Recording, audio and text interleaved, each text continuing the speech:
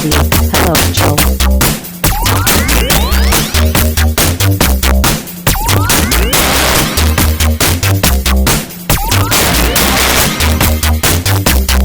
It's time to game classy. We are now recording. Ah, yes, it tells me that you're recording. I see. Nice. I thought maybe you fell asleep again. No. No, it was funny. I mean, I've been awake for a while, but I was thinking in my head as I was walking around. I was like, shouldn't we be recording today? I was like, let me check Facebook. And I checked. And sure enough, you messaged me yesterday at like 6. Yeah, I know. I partially blame myself because I didn't warn you early enough, but. Yeah, I was like, damn it! And so I was like, shit, yeah, I'm ready. I've been ready because I couldn't remember if we were supposed to record today. I was like, are we recording today? Yeah. So. I love that you never remember, even though we've been doing this for like 11 years at this point. Not true. The one time I remembered, you forgot. Yes, yes, the one time. The one time I remembered, you forgot, which is pretty sweet. Yes, I have it on the chalkboard in here. 297 Joe, 1 Steve. Yeah, on the board, baby. On the board, baby. On the board. There you go. Yes. So welcome to Game the Old World. The only podcast where we're going to talk about nothing but the old world for probably about an hour at this point. So there's a lot of old world. A lot of old world. And I know you guys are probably tired of hearing it, but it's the game that Steve and I are most excited about right now. So you're going to have to deal with it. It's going to be fucking awesome. I'm super excited about it. Like it's I don't want to gush too much. You go first. Well, I just wanted to say it's not that it's going to be like that big of a splash of a game. I think that probably, in all honesty, Epic probably will sell better than the old world. However, Steve and I are old grognards. This is what we got into the hobby doing, so we're gushing about it. Yeah, absolutely. Like, I mean, my first game was definitely 40K. Like, I played 40K first, but the game that I liked was Warhammer Fantasy.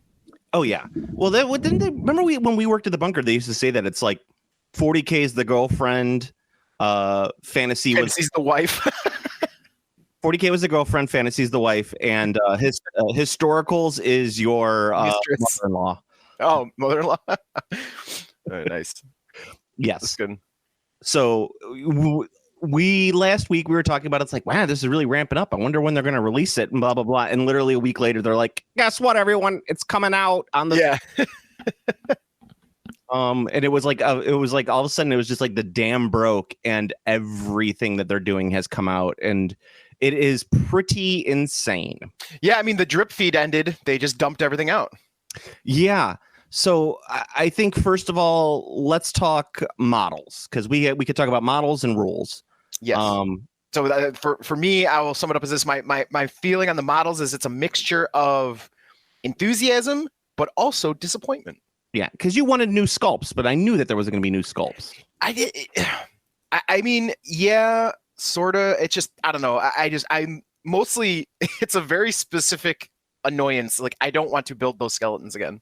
Yeah, I mean that's exactly it. But since these skeletons were released, probably 2013, no, I'm not these skeletons. These skeletons were released in '98. Yeah, but since the game was discontinued in 2014, 2015, whatever that was, we've gotten a bunch of third-party Skelebones that are infinitely better.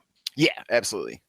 I mean, not even 3D printing wise. I mean, you just want to go plastic. You could find better plastic skeletons. Oh, absolutely. Absolutely. Yeah. Like, I mean, I specifically have those three, the one that I asked you if you had, because those look exactly like Tomb King's models.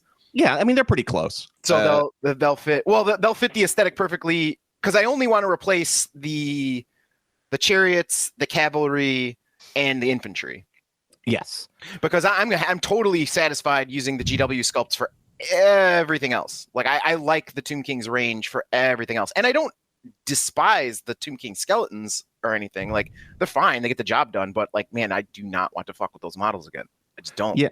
So to sum it up, it looks like I was correct. I mean that they're going to be bringing back all of the old plastics, and they're just going to be adding a couple new hero characters here and there for the armies, mostly like kind of what they did with I mean, if you remember back in 7th and 8th edition, listeners, they did this all the time. They would have like new Empire models come out, and they'd always have a new standard bearer and a new general. It was always like brand new sculpts for every edition for those two figures at least. Yeah, I mean that's what it looks like they're going to do again. Like it's the new from what I've gleaned from reading their like summaries or whatever is the new stuff. There is going to be, they said it seems like there is going to be a lot of new stuff overall, but it's pretty much strictly going to be big or characters. Yes. Yeah, that's what it looks like. Oh, and let's talk just real briefly that how they're doing these splash releases on these models and everything. We didn't know about this when I don't remember. Did we talk about the army box on the last podcast? We didn't, because the army box wasn't revealed yet. Oh, maybe. Yeah, like the army box got revealed like it was like the next day or something. It was very close to when we did the cast. A classic classy moment. Yes, or else we did talk about it on the podcast. We don't remember it because we're old fucks. So if we talked about it in the previous cast, whatever. No, just see, don't ever admit that. Just be like, okay. No, we didn't do it. My bad. So the army box for the Tomb Kings was spoiled. Someone, I guess, took a picture at the printer's office and they sent it, and it was probably printed in the UK. So that's probably why it got leaked. Mm-hmm. And they showed what was going to be in the box, which was you have, well, where was it? Damn it, I just had it up because I wanted to make sure I had everything already like lined up to make sure that I could pull it up when I needed it. God damn it. Okay, here it is. So in the army box itself, you are going to get, oh, God damn it. I might have to cut this part. Well, I'll just here we go. Just because of how bad. Okay, so you're gonna get 40 skeletons on foot, which is a good chunk of skeletons. Trust me. Like I think any undead army should at least have a unit minimum 30. I mean, my former go-to for like most Tomb Kings lists were two blocks of 20 and then a thing of 10 archers. Yeah, that's like pretty standard for like the core of skeletons. So 40 skeletons and 10 archers, like that's pretty good. Yeah. So you get 40 skelebones on foot with spears and shields, normal. But they're also giving you 36 archers, which is way too many archers. This is a lot of archers. Well, presumably could be enough archers. We don't actually know. We can't say for sure. Yes. One of the nice things, though, is those archers can be reused as skeleton infantry. You just don't put the damn the bow bits on them, and you could find the other pieces. And also, if archers end up being very good, you want to actually spam them, you could make the spear guys archers as well, because it should all be on the Tomb King sprues to turn them into either archers or spearmen. Yeah, I'm not 100%. I doubt, as I think we said in the previous cast, it's bowmen have always been like just terrible in fantasy. Yeah, I mean it depends on the army list, because there was always very specific lists where it's like, okay, yeah, these are busted here in this specific list. Wood elves and high elves were pretty much the only ones that were busted. Well, dark elves too. So I guess elves. And elves in general have good shooting. Oh, and there was the gigantic mega block of Tomb King's archers with Khalida list. That was because I mean making like 80 archers with poison attacks shoot twice is pretty fucking good. Well, we'll talk about that in just a second. Ayo. But they get then you also get 16 light cab horsemen, which also way too much. A unit of 10 max. But you wouldn't even, or 10 of them you'd need max, but I don't even think you'd need 10. You probably only need 5. Yeah, that seems likely. And maybe if you want to run 2 units of 5, you can. And you get the big guy on the dragon, the Tomb King on foot. Yes, and I'll say I'm so happy that there's a lot more pictures of the dragon, because it really does look good. It's a really nice looking model. And then you get 3 chariots, which I also think that might actually be too small. If they had switched out one of the unit of horsemen or one of the unit of archers for more chariots, I think it would have been a little bit better. You have a love-hate relationship with chariots, though. It's like, well, yeah. I mean, they my problem with chariots was the strength 7 thing. Yeah.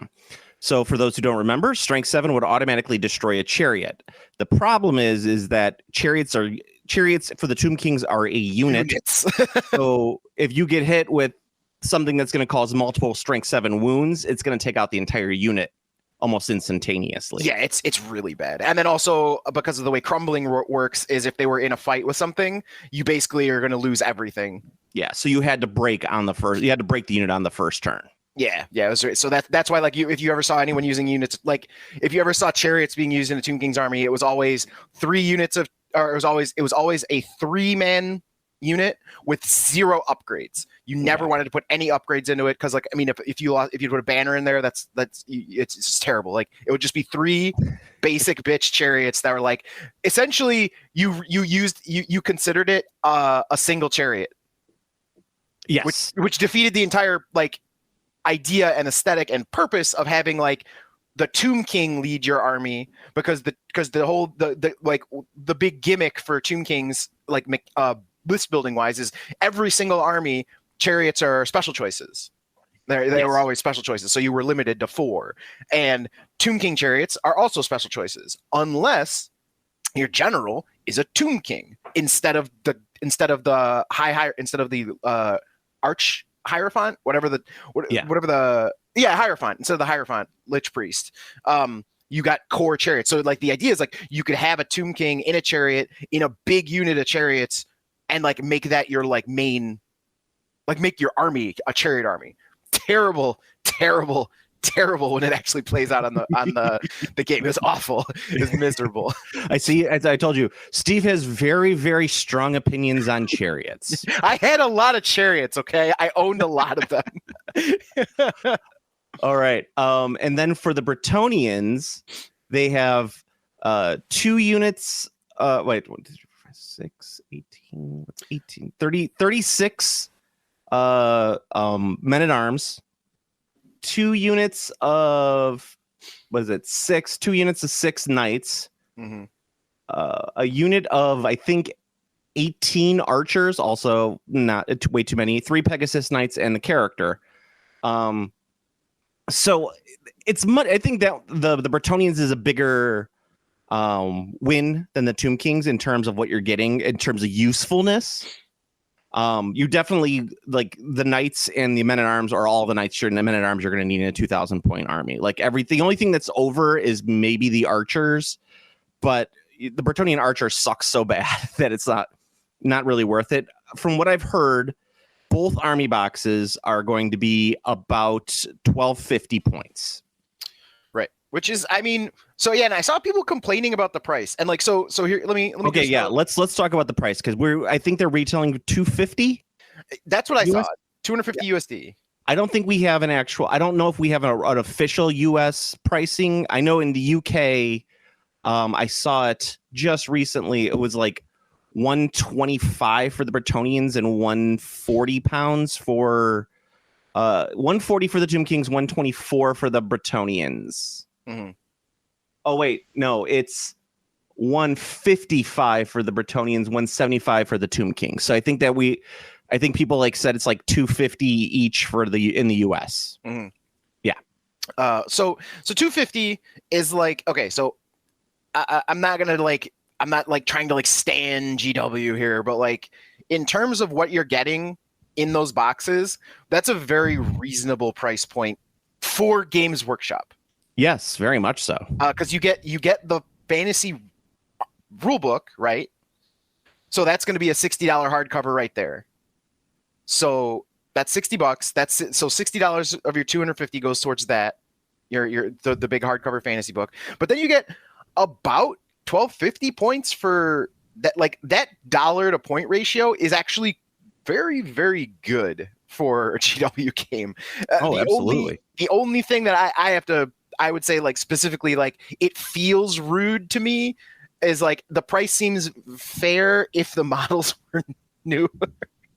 Like, because they're old models, it's kind of like, it's like, okay, like these are like current pricing for really old models. So it's a weird mixed bag, but I do not think it's like a huge ripoff in terms of like the base level of like dollars to models. I don't think it's bad at all. No, I don't think so at all. I agree with you. I think it's kind of I'll use a British word here. It's cheeky of them to charge that much for models that are very much, 30 years old at this point. Not 30 years. They're 20 years old at this point. So a 20-year-old model, and they're charging more than they were initially. I mean, with inflation, I would say probably in the U.S. $255 for the Bretonnians. That's kind of about the equivalent of when you'd get the Army box back in 2003. Yeah, I mean, I think I remember the original Tomb King's Army box being $199. Yeah, they were $200 for the big Army boxes, and you didn't get a rule book in there. You did not get a rule book. You also didn't get you'd get usually a metal unit inside those Army boxes. You did get metal units. Yes, you did get. Yeah. You got Tomb Guard in there. I'm fairly certain. Let's see. Actually, you know what? I'm looking at it right now. I'm looking at the old Army box. Okay, so here's the old Army set. You did not get Tomb Guard. You got let's see. Tomb Swarms. You get 5 chariots. Okay, 5 chariots. 8 cavalry. Okay, that's already better than what this box is. A unit of 16 skeleton warriors. Okay. So those can either be archers or melee. Okay. A unit of 3 metal Ushabti. Okay, you got Ushabti in there. Which were the coolest fucking models in the world, but they ended up always being shit in the They armies. ended up being so terrible on the table. There's always garbage. So I'm hoping that this edition is finally their time to shine. Okay. The Screaming Skull Catapult, which is metal. Okay. Then you got the Lich Priest on foot, the Icon Bearer on foot, the Tomb King on foot, and then the Mounted Lich Priest, which were all metal character models. Oh, it's hard to say because I actually think in terms of usefulness, the Old World Army box is better. Because I agree. In terms of fun, yeah, the older one is probably better. But this one, you get the dragon, you get all of the core infantry that you need. 5 chariots, not as if it was 6, it would be way more useful. Yeah. Because that way you could have 2 units of 3. The 8 archers on foot, good. However, with the Skelebones on foot, you definitely need at least 20 minimum. So in order to make it the army useful. So there you go. And I just looked up the prices. US for the Tomb King's box is $290. Okay. For the Bretonnian box, $250. Okay. Yeah. So that's where I got that from. So it's $20 more. Yeah, that makes sense. Because you get the dragon. Yeah, I'll say the giant dragon. Yeah. So what else the army book and the boxes come with, I think, is fantastic. You get red whippy sticks.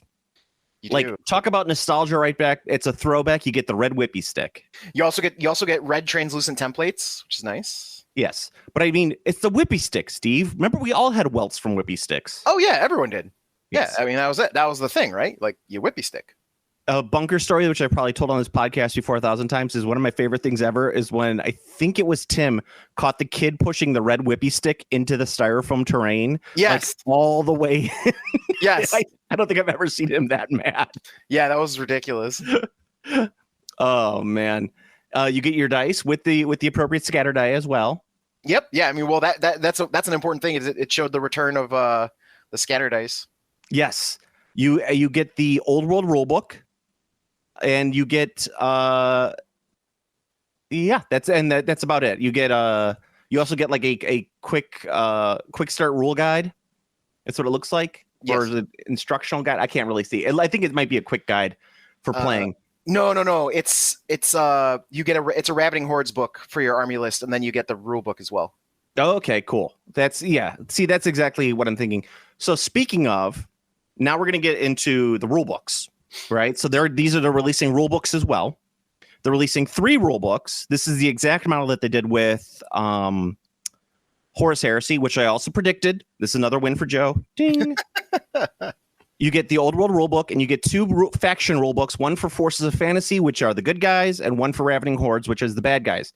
Yes. I love this because Ravening Hordes and Forces of Fantasy are 2 old ass supplements that I love that they brought back the names. Yes. Fantastic. Yeah. Yes. So those cover the armies that will be in the new edition. Now they did mention that that the factions that are not in this edition are not going to be tournament legal. They're going to release a PDF set for those armies. Yes, and they will not be tournament legal. They did so there are armies. There are currently armies missing. Yes. New armies because so here I'll just cover it right now. So the legacy factions, I'm referring to these as the quote unquote legacy faction. If your army is a legacy faction, you will not get support in this edition. As it stands right now. So like they specifically said like they're not going to like they're going to have PDFs just so you can play with your stuff and like learn the rules or whatever, but like they're not going to have they won't have ongoing support, they will not be tournament legal, and there's not going to be any models released. So go ahead. I was going to say, do you want to go over that list? Yes. So the legacy faction list is Lizardmen, Dark Elves, Delves, Skaven, Ogre Kingdoms, Ogre, Vampire Counts, Blah! Demons of Chaos. That one should be zero surprise because they specifically said that there's no Demons of Chaos armies like in one of the like earliest talking. Like, don't worry, we're not going to break this. No edition.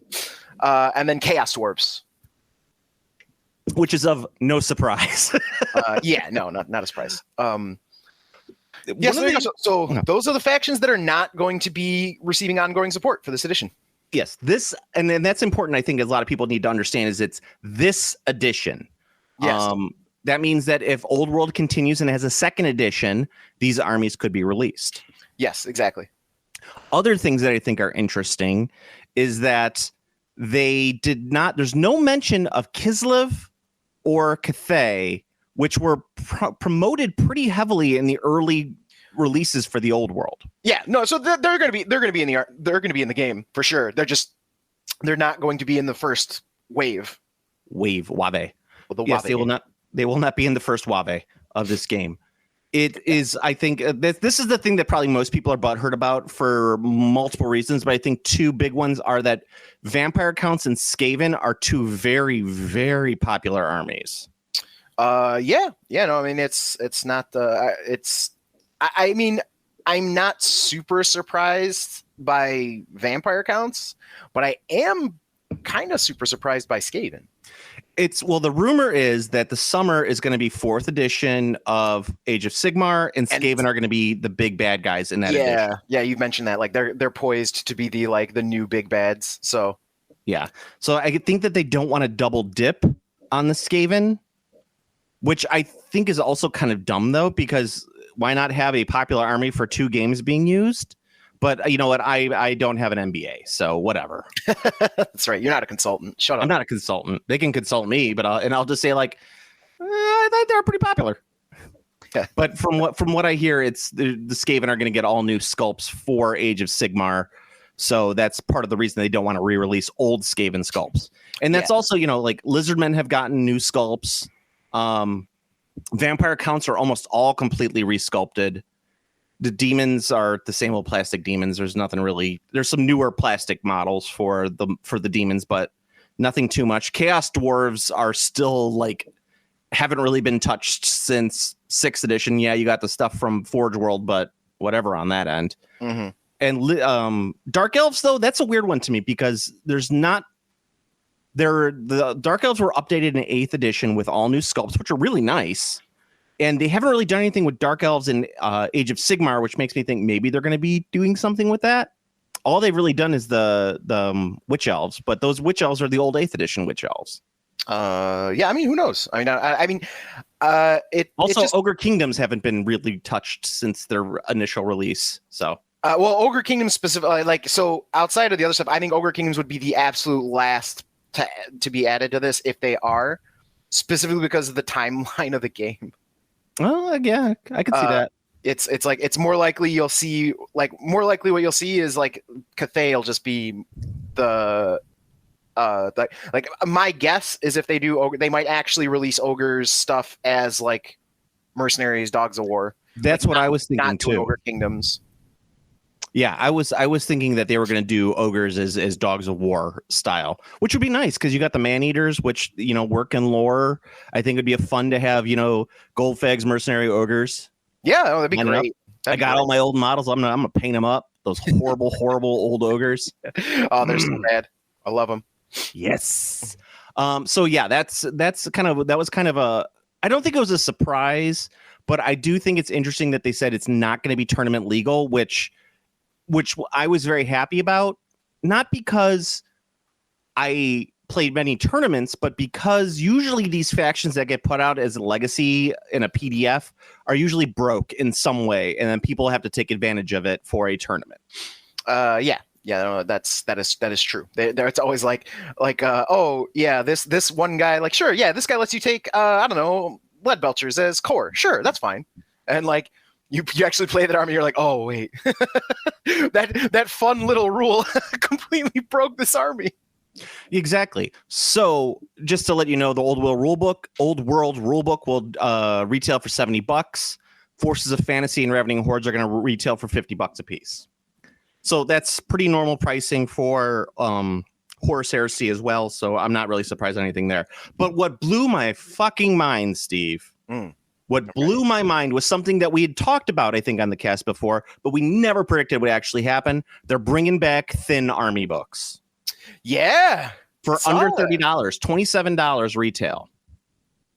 Like, how exciting is that? You get a nice little 50-page thin softcover rule book for your armies when they're getting released. Hallelujah.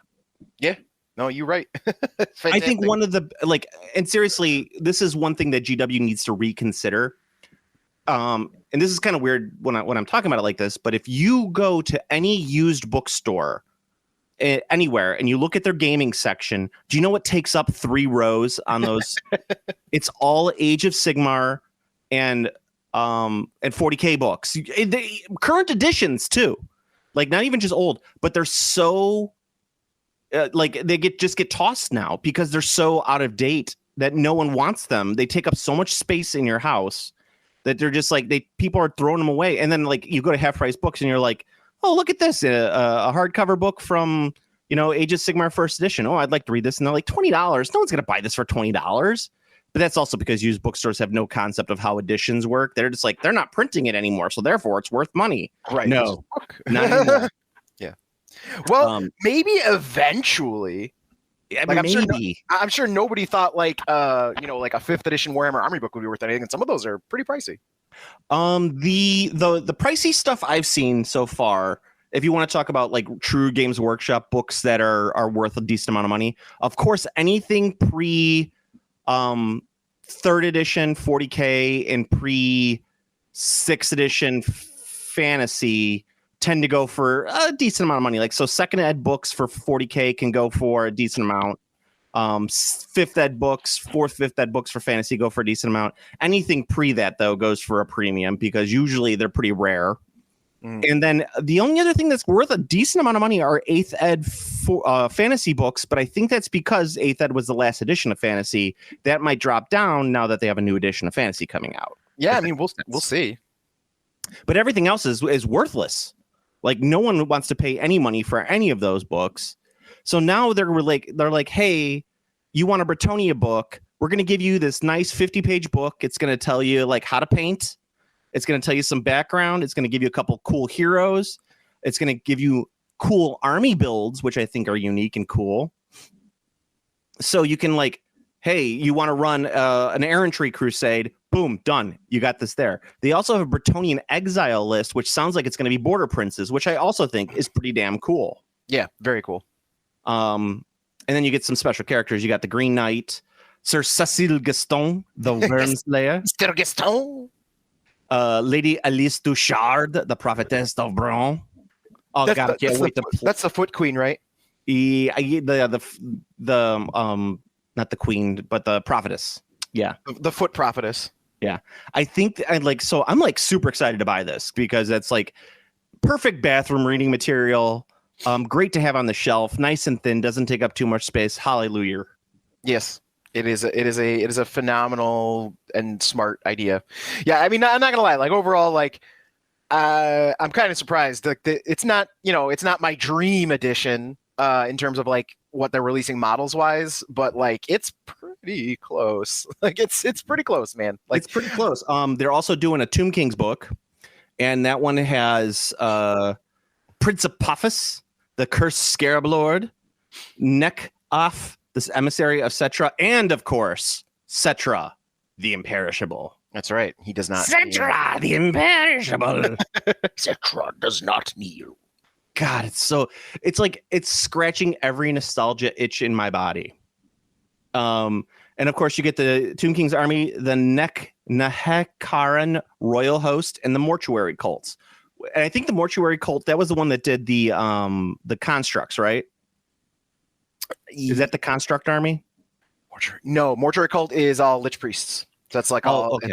It's all lich priests. Okay, I was hoping that was the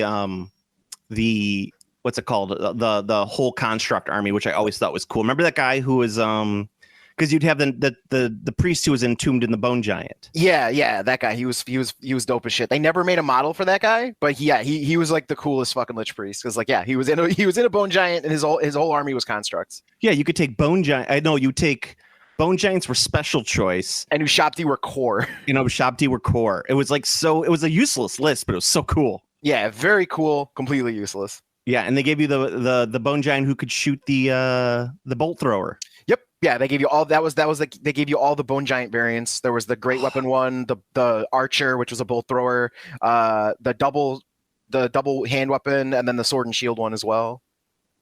Very cool. Yeah. I think so I just wanted to talk a little bit about some of the releases that they're bringing out. So like for example, the Tomb Guard, you're getting 20 models in there for $80, right? Mm-hmm. And now once again, that's kind of like cheeky because they really should not be that expensive. Yes. But you're also getting, if you remember, it was usually like, I think it was like 35 for 10 at the last edition.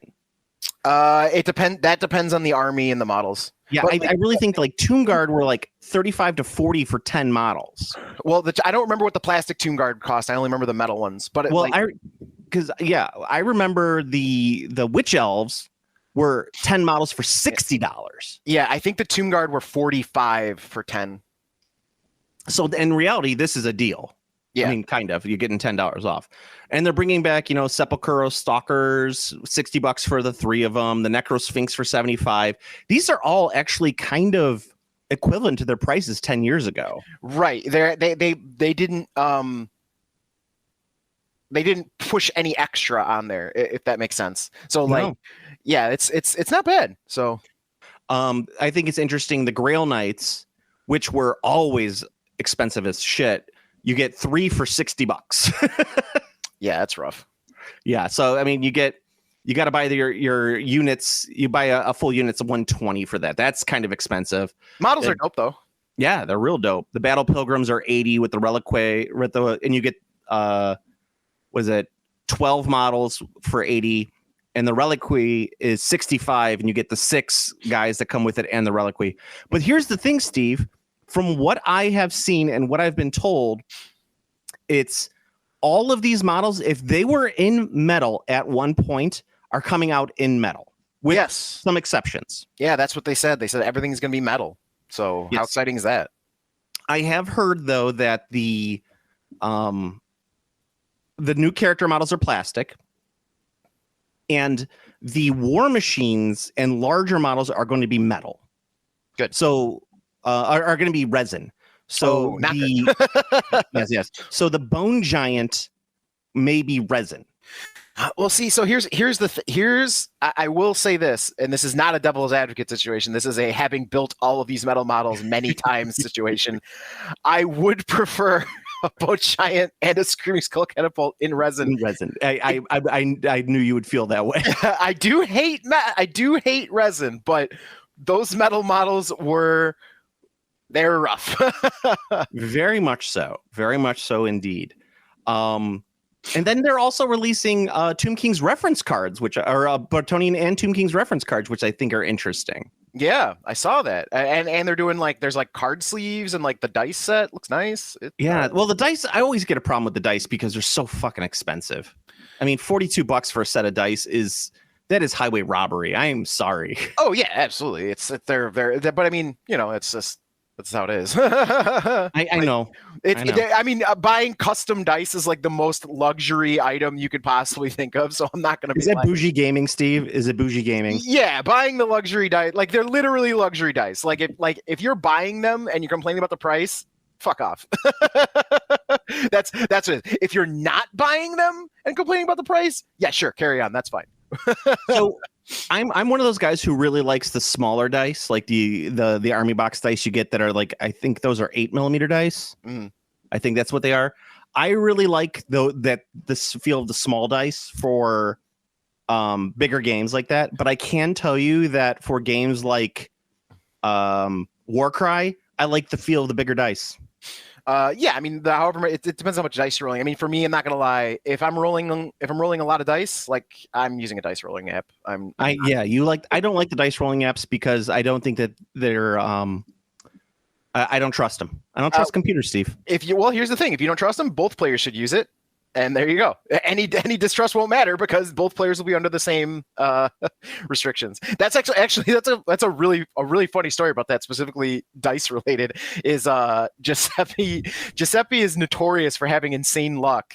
Yes. In tabletop games. And, we have talked about the lucky Giuseppe. Yeah, he's very lucky with dice rolls. And one of the funniest things I ever seen, there was I can't remember who it was. I think it was I can't remember his name, but there was a guy we were friends with, and apparently Giuseppe would just fucking smoke this guy every single time they played 40K, and it was always like ridiculous because Giuseppe's luck was good and this guy's luck was bad on top of it. So like, this dude would just get fucking smoked. So one time, the dude was like, Giuseppe, you roll my dice for me. And Giuseppe got obliterated.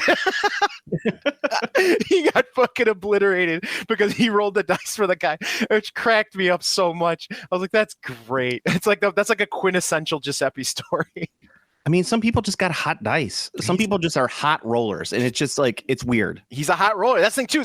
And that's the thing. If you tell him to roll your dice, it will not change his rolls, bro. Like that's one of the things about it. Yeah, that's what I'm saying, bro. Bruh.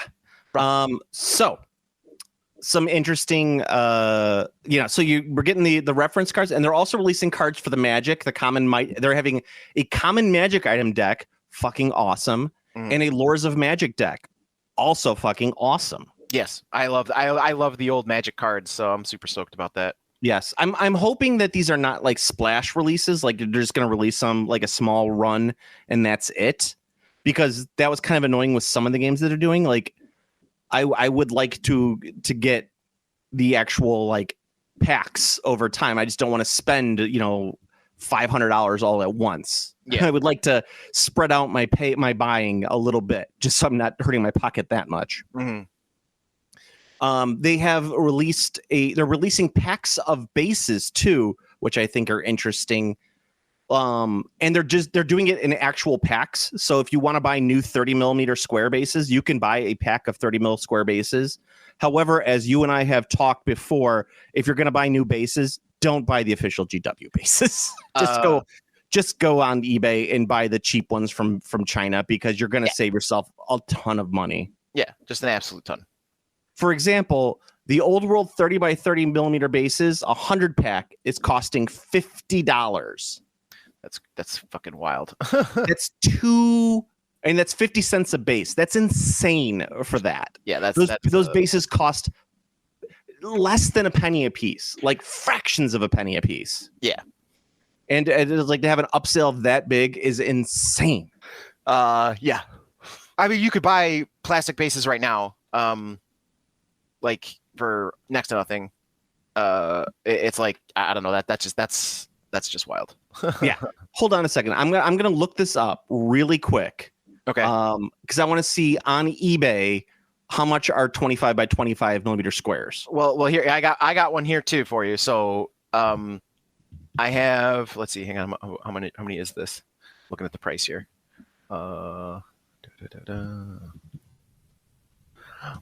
Dead air. We got dead air. It's funny. We're both looking at stuff. Okay, so this is a 10-pack for $2. Okay, so I found I found I'm not even shopping around. Just the first dude I found will sell you a pack of 32 millimeter square bases, which is the new big infantry size, I think. No, it's 30 mils, the new big. Is it 30 mils? Okay. Yeah. Well, whatever. I mean, this is a fucking pricing base example, but $5 for like a massive like bag of them. Yeah. So I looked at my common reseller that I'm not reseller, but my guy I go to for a lot of my plastic bases when I have to rebase something, or if I'm working on an army that's res that I've printed, 125 millimeter square bases for $22. Yeah, so there you go. You get double the bases for half the price. And those are official GW bases. These unofficial ones that you can get from China are $9 for a pack of 125 millimeter bases. Wow. Yeah, insane.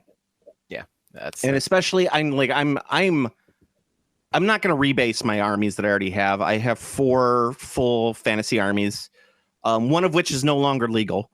But I have them out. I'm not going to rebase them. I'm just going to get special movement trays. I'll say I think it was Litco. I don't know. There's one that has movement trays that are already, they're setting it up where they're going to do holes. They're just spaced properly. Yeah. So yeah, that's what I'm going to do. I'm just going to print out a couple respaced bases, movement trays, and I'm also going to print out a bunch of small like slotted bases, so that way if like the unit gets broke or something like that, I can just use these little inserts to help the size. If that makes sense. So there's that. So yeah, and they're also releasing the old movement trays for $40 where you get to design and cut your own movement tray, which I think I said this back in 2010 when we were doing this podcast. I said, if you buy this movement tray and don't make your own damn movement trays, you don't deserve to be in the hobby. I think it was one of the first fucking things I said on this podcast. That's so silly. What? Dude, some people don't want to make their own fucking trays. Well, they still have to make their own trays. Like they're not like they come. You have to cut out the little sides. There's better options in the GW ones, but I mean, I've never made my own trays. I always had someone make my trays for me. Well, yeah, but you don't go out and buy a $40 movement, two $40 movement trays. No, I always went with wood movement trays. Usually that's what I did too. I would do balsa wood. Yeah, I had like I think Jeff Florito used to make I used to make great movement trays. I used to always get my trays from Jeff Florito. Like they were very inexpensive and extremely high quality. That was who I got my movement trays from. Yeah. Oh, by the way, what do you think of the new Tomb Swarms that they have? Great. Oh my God. You like them? I wasn't a big fan. I guess maybe it's because I remember the old ones being so shitty. But they were just scarabs on the ground. But they looked like poop. They looked terrible. They didn't look good. These actually look like a swarm. A swarm. Well, that was the problem. I mean, because the swarm of rats always looked good for the Skaven because they were big. So like you could tell where the tomb swarms no, rat swarms were small back in the day. Giant rats were big, of course, but those were on their own individual bases. So the rats themselves were big enough on a rat swarm that you could tell they were rats. Oh, okay. Because the tomb swarms just they just didn't really look like bugs. Well, I always added stuff to my bases for the tomb swarms, so they ended up looking way cooler. The only good bug is a dead bug. That's right. They hit us, Rico. They hit us hard. What? What is it? That's Sao Paulo. They hit Rio. Yeah, Rio. Was it Buenos Aires? Buenos Aires. That's what it is. Yes, Buenos Aires. I'm from Buenos Aires, and I say kill them all. Yeah, that's good stuff. They did do an official article on unit fillers, which I thought was kind of cool. That was the other thing I wanted to talk about. Is they actually acknowledged unit fillers and was like, hey, if you want to make your unit bigger, you could put this thing in there and make your unit bigger. And I was like, holy shit, what world are we living in? What has happened? What year is this? What's going on? What's my name? Yeah, they said they also had the suggested use it to fill out the middle six is what the is what you're looking to use your filler for, as well as like Love it. I love it so much. Yeah, I was very surprised. Yeah, I mean, well, also because they probably want to sell like those bigger bases that you can actually put like the official. Because I think those are if you where's it at? But the prices on those, it's like $9 for 3 of those bases. So yes, so have fun with that. But yeah, they actually had a full article on how to not spend money on models, and I was blown away by it. An official Games Workshop full article. Official full Games Workshop article. Rob Hawkins must be like just like passed out right now. Like he just saw it and he fell backwards and hit his head and he's lying dead in his workshop right now. I was gonna say it played that what is it that War of the Worlds noise, that boom, boom, and he's just like looking at it. You know, like all of us older players, like we read the article and like we just start seeing like trickles of blood coming down out of our ears. Yeah. It's like scanners just yes, exactly. Oh man, so I think that's about it in terms of like all of the big release stuff. Yeah. Oh, and I guess we should cover these are the launch, quote unquote, launch armies. You've got Kingdom of Bretonnia, the Empire of Man, the High Elf Realms, the Wood Elf Realms, the Dwarven Mountain Holds for the Forces of Fantasy, and then the Forces of Fancy. Yes, the Forces of Fancy. And then that's dude, you just coined it. It's the Forces of Fancy. Forces of Fancy, and then the Ravening Hordes give you the Tomb Kings of Khemri, the Warriors of Chaos, Beastmen Brayherds, and the Orc and Goblin tribes. There you go. I know they just released a learn to play video battle report, which is and I have not sat down and actually watched it. I just haven't had the time. I actually retiled my entire bathroom and it looks fantastic. I watched it. It's great. It looks, I mean, I have no, obviously they didn't go in depth in the rules, but fuck, it just looks like Warhammer, bro. It looks like the Warhammer I remember. Yeah. They actually did release a full battle report video, an official one. Okay, that I didn't watch. I didn't watch the battle report video. I watched the small 2-minute taster or whatever. Yes. And they have they did go over some of the and here's the thing is I don't want to go too in depth of the rules because it doesn't matter. Like those nuanced rules, the game is pretty much set in what it is right now. Like it is 6th edition and 5th edition kind of mashed together. So we're gonna probably everything after that is probably going to be relatively similar, if that makes sense. So let's not I don't want to go too nuanced into the rules. Like, holy shit, did you see that this specific character can do this and this and this? It's that doesn't matter. That's not good podcast information. Like we just want to talk about all the cool shit that's happening, right? We don't give a fuck about the rules. Yes. We don't play these games anyway. We're never going to play this game. It's never going to happen. I did see a lot of people bitching and moaning no one's going to play the game. It's it doesn't matter. We're getting fucking square bases again. Yes, exactly. Yeah.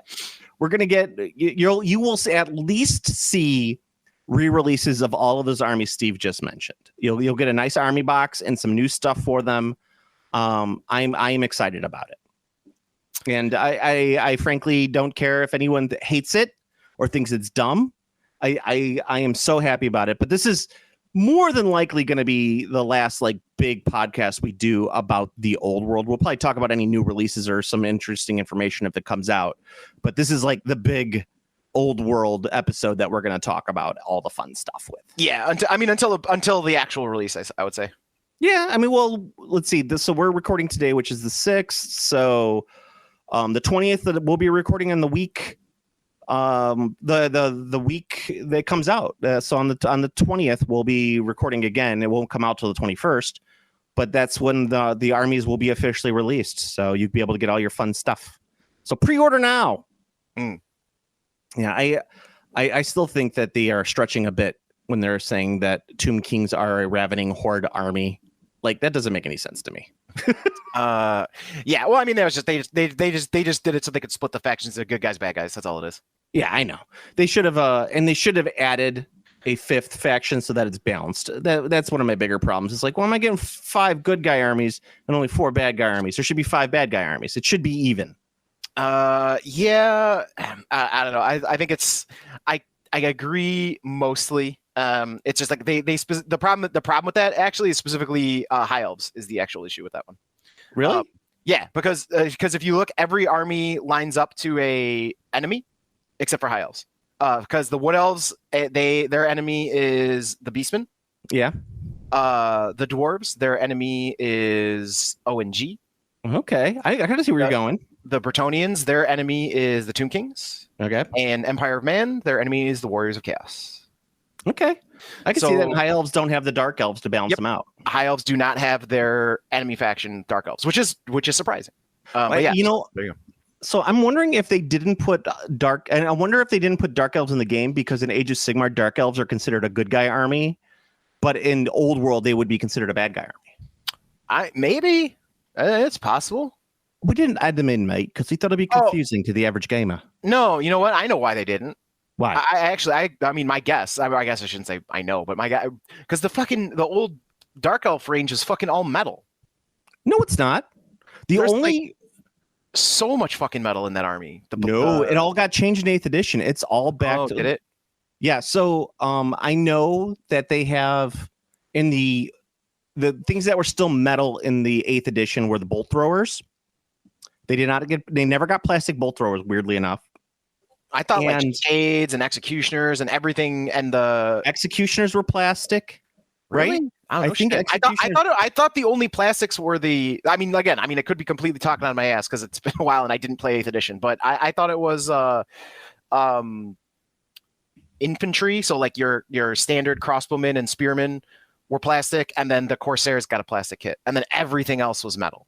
No, because they had the new cold ones. They had new horse riders because you could run them as shades, or you could run them as like the actual whatever the ones in there were like witch elf guys that you could run them as too. Mm-hmm. Harpies were metal still. I don't think they ever got plastic, but they do have plastics now. You can get them in Warcry. And I think they did have plastic executioners in Blackguard. I think it was a double kit. And they have plastic witch elves too. Like that whole army range got updated. You got a plastic Hydra. Because remember how awful the metal Hydra is? Because I have 3 of them. Oh yeah, that Hydra is fucking atrocious. That Hydra is one of the things that I was like, man, I wish I had a resin version of that Hydra, but they actually released a plastic one. Yeah, because it was awful and it never ever in the history stayed together. Yes, that is correct. And they did the Cauldron of Blood. The Cauldron of Blood got a plastic update. Remember? Because they re-released it with all the Age of Sigmar stuff. I honestly think it's just not in there because of Age of Sigmar. That's right, because I forgot yes, because that was their end times shit.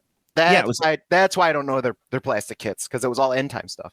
Yeah, they had a lot of the plastic kits, which is weird that they would, but they haven't done anything with them, so it's weird to me that they would do that. Well, but whatever, it doesn't matter. No, it doesn't.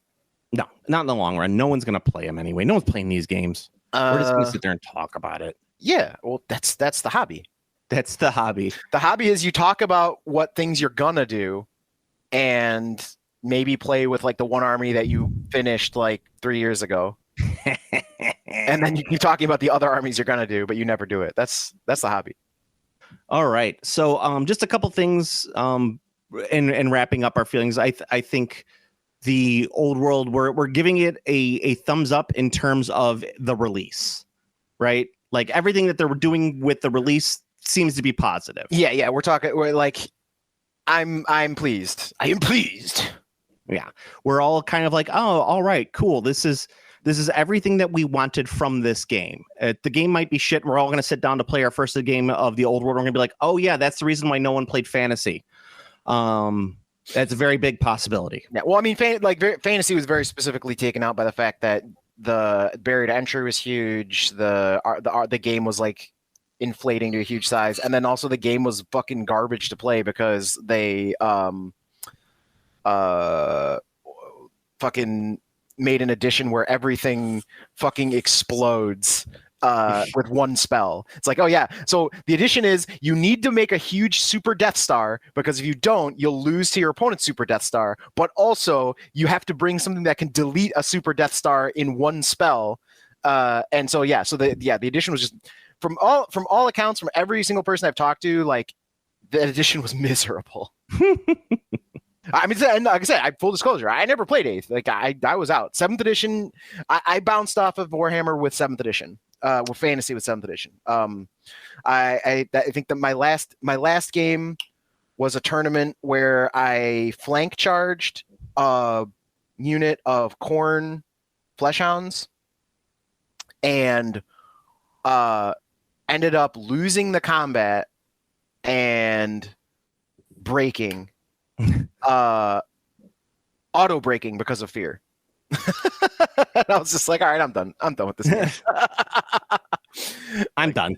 I'm done with this game. Yeah, it was the last night. Yeah, very much so. And I played a little bit of 8th edition. I was building a albino rat army for my Skaven, and it's a very, very beautiful looking army. I just never finished it, just because with Skaven you needed a unit of 80 in the front, and it was like I just could not paint more rats. Yeah, at that point I burned myself out. So many. Yes. Another, as we're saying, it's a positive release. We're very excited about it. Game might be shit, but we don't care. I would recommend picking up an army. Just go for it. Do it. You'll see what we're talking about.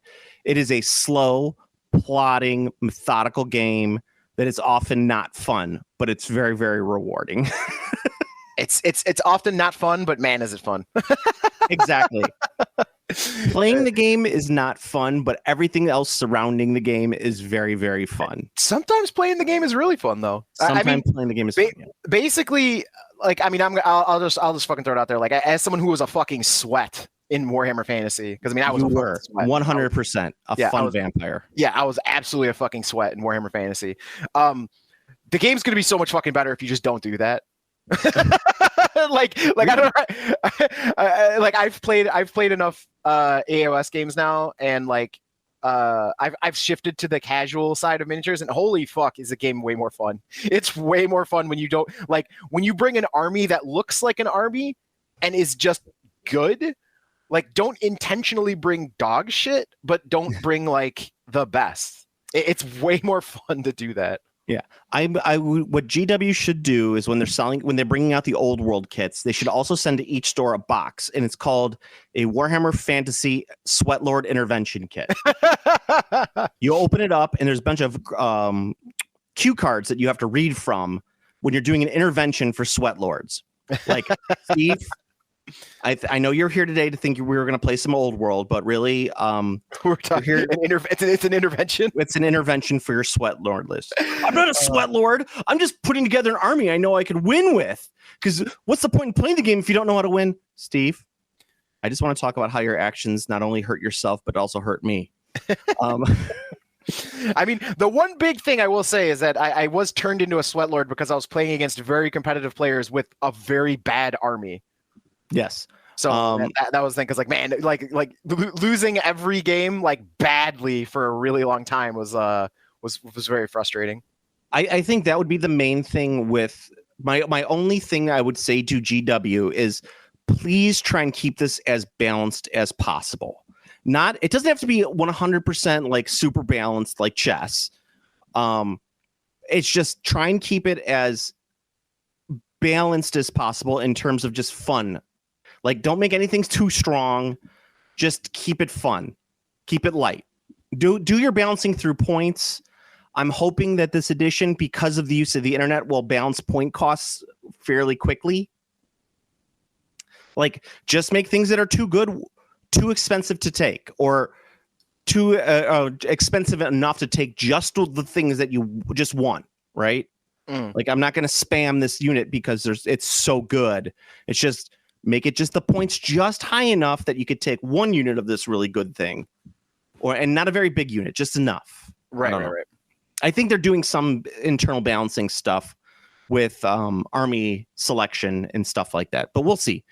I'm just excited. What else can I say? It makes me wet. It's gonna be sweet. All right. Anything else we want to talk about with Old World before we go on? No, I think we're good. What about the grind them down spell for the Tomb Kings, or the rule? Yeah. Whilst within the general's command range, friendly models whose troop type is chariot may reroll the dice reroll when impact hits. Yeah. I saw that. I mean, that's pretty cool. I mean, dude, bro, if they make a fucking viable Cetra chariot list, I'm gonna fucking play the shit out of that.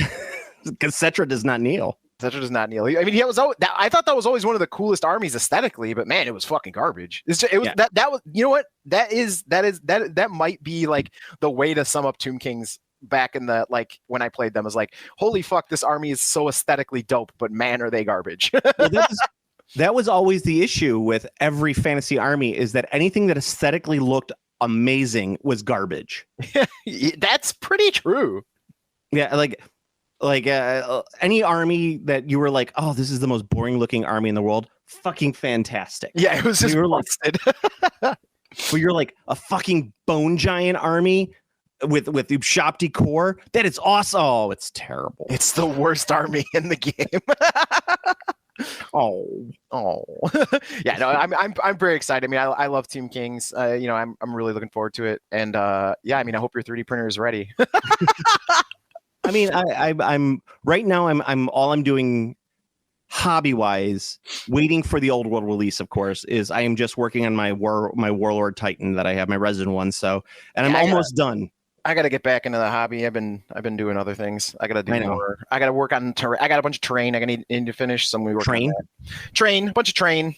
Choo. Yeah. Which should end up being big. Which I should have enough that ends up being good for both fantasy and for AOS. Now that I think about it. Well, fantasy, you want one little thing in the corner. See, did they cover terrain? I didn't see any. I looked. Obviously, I mean, I didn't go to every article because they released like 10 billion fucking articles. But like, yeah, I didn't see anything on terrain. I still didn't see anything about terrain. So we'll see. I mean, I would love terrain to be part of the game. And like, so like, if anyone has not played Warhammer Fantasy, the reason why you usually see tables where there's like no terrain in the center of the board, it's just in the four corners where like the game isn't played, is because the way the old rules worked is, for lack of a better term, if your unit went into a terrain piece, they were out of the game. It's the Old World is designed to play like a classic pitched battle from a movie, right? Yeah. Two armies line up on opposite sides of an open field and go at it. Yeah. There's reasons why armies didn't fight in forests, because they would get killed. There's reasons why armies never had a river between them. Look at that. Look at the Scottish army, the Scottish battle with the bridge. The English got slaughtered because they couldn't get across the fucking bridge. Yes. Bannockburn, right? Was that? I don't remember whether that. It was at Braveheart, and Mel Gibson's an anti-Semite. So, I don't know what that doesn't have to do anything to do with price of tea in China, but it's the only thing you think of when you think about. It's the only thing I can think of. It's whatever because in the movie it was like the Battle of something Bridge, and I can't remember the name of it. And there was no bridge in the movie. Yeah. Because they were like, we can't show the bridge in the movie. It doesn't work. Yeah.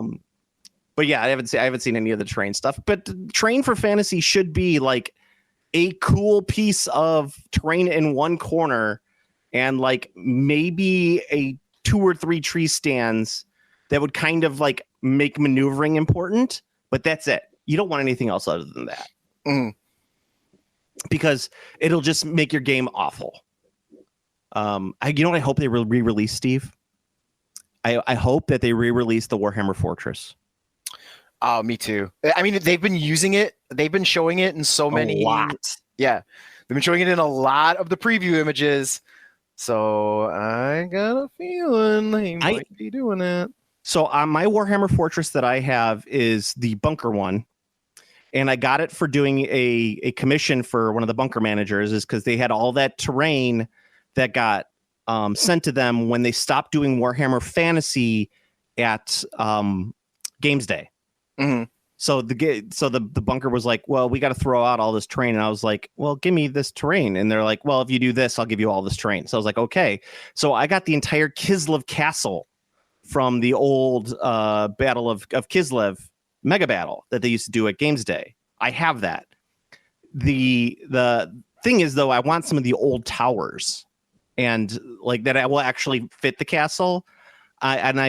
I've always seen them. They're very expensive, and I don't want to spend that much money on them. So I would like to get the actual towers. For sure. There you go on that.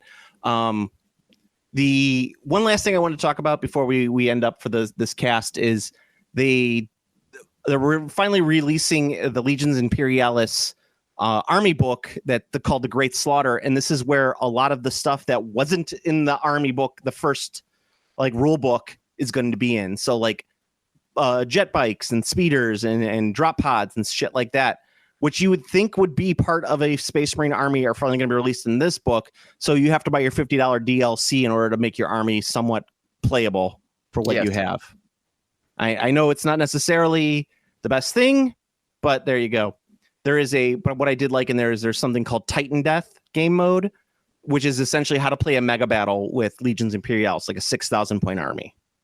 All right, that sounds pretty cool. I mean, it does sound kind of dope.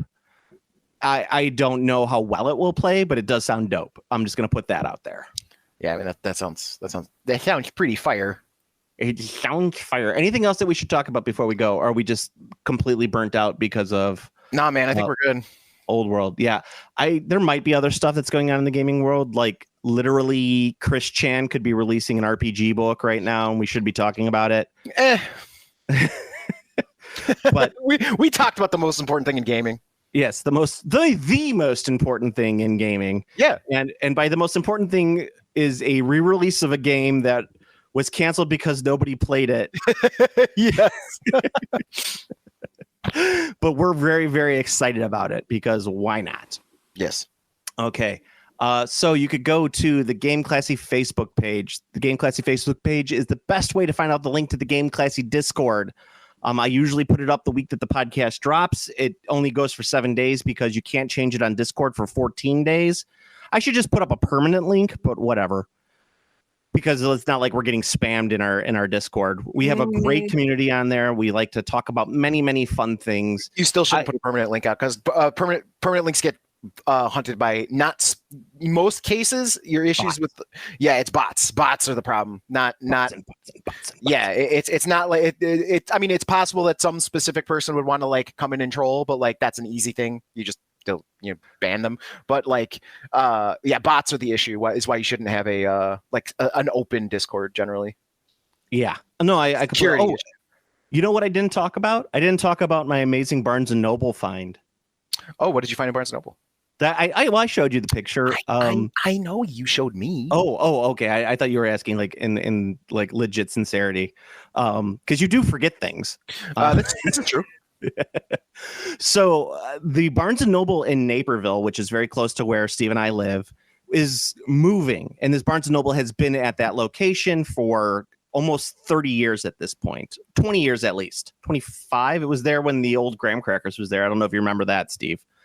I do. I don't know how often you went to downtown Naperville growing up. I only came out to Naperville in my 20s, so when I went to college.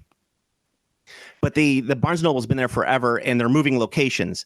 So they put a massive sale in the store, 75% off all board games and toys, with the exception of Lego and puzzles. I went there and bought $200 worth of board games, and they were all Games Workshop games and BattleTech games.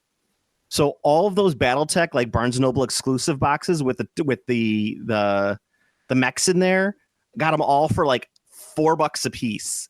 The big rule books and like the clan books and all of that shit for like, $10 a piece. I got Blitz Bowl. I got Crypt Hunters. I got like all of the board games, like big box board games that Games Workshop sells for next to nothing. And it was glorious. Nice. Yeah. I actually ended up, I dropped $200 on all of it. And I'm probably going to flip the BattleTech stuff because as I told you, I'm going to attempt to read the BattleTech rulebook, and literally my eyes fell out. It was the worst thing in the world I've ever read. I told you, it's terrible. I mean, God, how do people play that game? And I'm not saying it's a bad game. I'm just, it has to be something you're born into, like Catholicism. I don't get it. Well, I mean, I'll tell you one thing. The majority of people playing BattleTech are playing Alpha Strike. Probably. I mean, I don't doubt that. I'm just, you like look at it and you're just like, my God, man. It's literally like reading the BattleTech rulebook is like converting to a new religion. You're like, you know what? Maybe I should give Judaism a try. And you start reading into it and you're just like indecipherable gibberish. Yes, that's just it. It's like any religion you get into, it's just indecipherable religion and indecipherable gibberish unless you're born into it. And then you're like, okay, I get this. So, like, yes, soon enough, all of the BattleTech players who still play that insane rulebook will be dead. Probably from COVID. Most likely. Yes, but Alpha Strike will live on. Yes. Yeah. It blows my mind. So aside from that, let's go. Just want to talk about that. The Discord is a wonderful, wonderful place. We talk about many things, including Star Trek. Yes, indeed. Yes. Especially Star Trek. God, I love Star Trek. We do like some tracking. The Prodigy's on Netflix now. Really? Yeah. They awesome. Moved it over. That's actually fucking awesome. Yeah. I gotta watch that. I mean, I only watched like a couple episodes. I enjoyed what I saw, but I didn't get to finish it before it got pulled. So fuck yeah. Yeah, I hate the fucking animation on it. It's the hardest thing for me to get into. Yeah, I mean, at least it's animated well, but I can see not liking the visual style. Yeah. You mean the aesthetic, right? Not the actual like animation. Well, it's the aesthetic more than anything. The animation is not great. It looks like so to me, the animation and designs kind of look like a Nickelodeon children's show that's like designed in China. Like Vampirina. That's what it looks like to me. I see. And I'm just like, I'd prefer it if it was animated like Peppa Pig more than this. Yeah, because the animation itself is fine, but like, yeah, the aesthetic is weird. Yeah, I'm not. I can't get into it for that reason whatsoever. I'll watch though. Yes. Yeah, so go to our Discord. If you want to see more of Steve and myself, you could follow me on Instagram at GameClassyJoe. I actually did just get a Blue Sky account. It's at GameClassyJoe. However, I'm not really active on Blue Sky. I like going onto it. I was going to check out like the porn scene on Blue Sky. There's much. There's a lot of porn on there. So much. It's great.